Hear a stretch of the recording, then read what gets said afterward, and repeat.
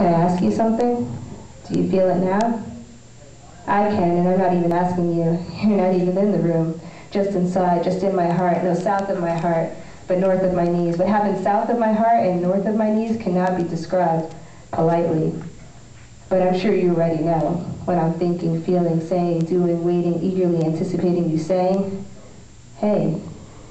And that's when I couldn't say anything at all, because I had all those thoughts. All right, so it's almost over. I'm not boring you guys to death, hopefully. You're not. You're not. Thank you. I like it. I appreciate that. I'm so nervous. All right, so this is the letter, because I was like, okay, I wrote 3 one-page poems about this girl. I'm going to write her a letter, and I'm going to give them all to her, and she's going to leave her girlfriend, and she's going to be with me, even though I don't even know her last name or anything about her. I don't even know where I'm going to mail this letter. I don't know anything about her, but I'm just going to do this. So this is the letter I wrote. Dear Nicole, like a painter can see a sunset and create art from that vision, I took one look at you, and I felt alive again. Your freckles tickle my senses in a way that they have not been touched in a long, long time. Like grade school, I feel all tingly inside, dreaming of what your arm must feel like. It looks so soft, but there's a hardness about you, the way you walk through the room like a queen. You were definitely one of those cool kids growing up, and that magic that lends you the ability to make me and others smile radiates from the tips of your hair right down to your Nikes. Charisma is a word used to describe personality, but for you it's both a verb and a noun. I see and I feel the electricity of your laughter. I taste and I hear the electricity of your words. I smell the aroma of your passionate inhales as you sit and soak up the moment.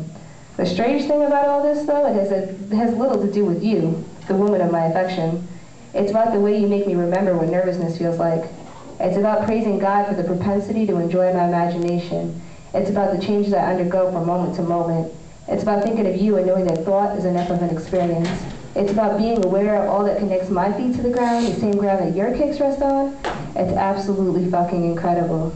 Believing that you have no idea the things I think of when I think of you, even though I know that you know, is really, really complicated. But if you didn't know, you probably know now. I don't need to get to know you to know how I feel, and I need no confirmations to know that it's real. See, it's better for me thinking of you as a mystery. You're a distant beauty, like an island I've never been to, but often dream about after a long day at work. This is how I write my letters, you see. I write songs for you. My hope is that my words will bless your heart, like your heart has blessed my words and heart. Like a painter uses his canvas to reflect his art, I use my pen to translate that which cannot be put into words. It must be felt. This is neither love letter nor question, neither proposition nor declaration. See, I don't see you as an opportunity. I see you and I feel me going crazy and quiet inside. I feel my breath that God breathes into my lungs so that I just might have a life worth living all these feelings. I want for you not to feel discomfort or awkward at the thought of me. Because once these words are released from your eyes to my mind, to the pen and then the paper, I feel nothing. Nothing other than pride in what we have created. These words are nothing more than exaggerations used to illustrate the journeys of my mind, the travels of my heart, and the sensations of my body. But if you do want to hear more, girl, you do know where to call me. No, I'm just kidding. I actually wrote that. That wasn't improv. I've exercised all the words in all my lists, and if you were to reciprocate any of this, I would need to learn new languages. So good night, my crush. I lay you to rest. I've told you all my thoughts, so I guess this is where it ends. There was a time when I wished that you and I had just become friends, but I hope I never forget what it felt like when your freckles tickled my senses and I felt alive again. All right, so I wrote this beautiful letter, and I was like really, really proud of myself. I was like, I'm gonna give this letter to this girl, it'll be the most romantic thing in history. They're gonna like write about us in the Park Slope Journal, like amazing couple. And I gave this letter to a friend to proofread it, and he was just like, are you fucking crazy? Like, you don't know this girl. She's gonna think you're crazy. You cannot give her these poems in this letter. So then I wrote a poem about what my friend said to me, and I just took a bunch of stuff that my friend said, so it's all plagiarism, so I can't even publish it. All right, so my friend said that I want to put you in a glass jar in my room so that I can pick you up and put you down whenever I feel like it. He said what I wrote borders on insanity, and if he didn't know me better, he'd put me in a straitjacket because this is the gayest shit you've ever heard in your life, to protect you from my vanity. My other friend said, "You want to give this to her? You lost your mind. Not only would she think you're nuts, you're going to end up serving time. See, in the days of Shakespeare's rhymes, it was romantic to kill yourself. And stalking and true love were one and the same. And to dream and to want the one that you wanted was not considered insane.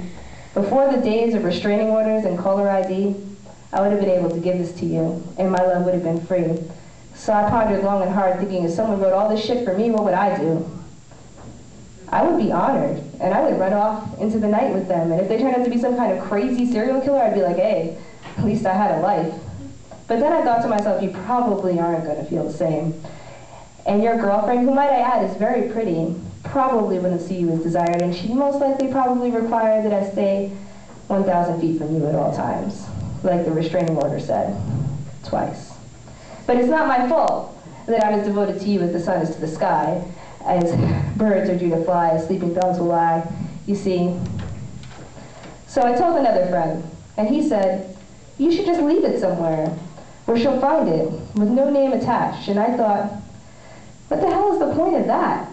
I mean, I wrote these words as an expression of my soul, keywords my soul, and if you didn't know who wrote them, then it's not going to leave the impression I wanted.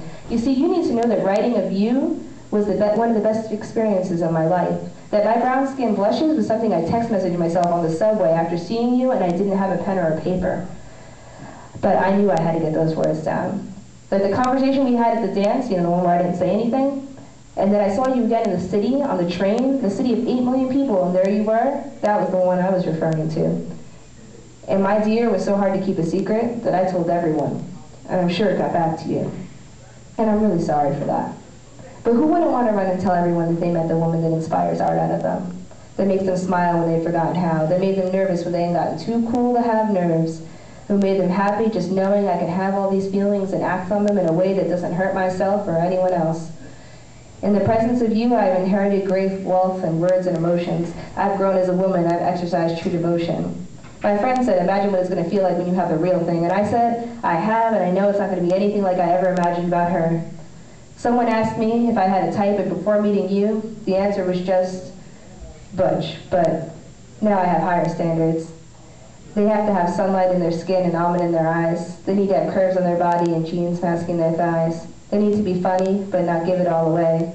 They need to be hard to get, but not too hard to embrace. See, you are the benchmark for all my lovers to come. And even though you and I have never loved, you were the one who stood out amongst all the women in my world. And even though we were never friends, you are my favorite girl. So I thank you so much for sitting in that glass jar in my room.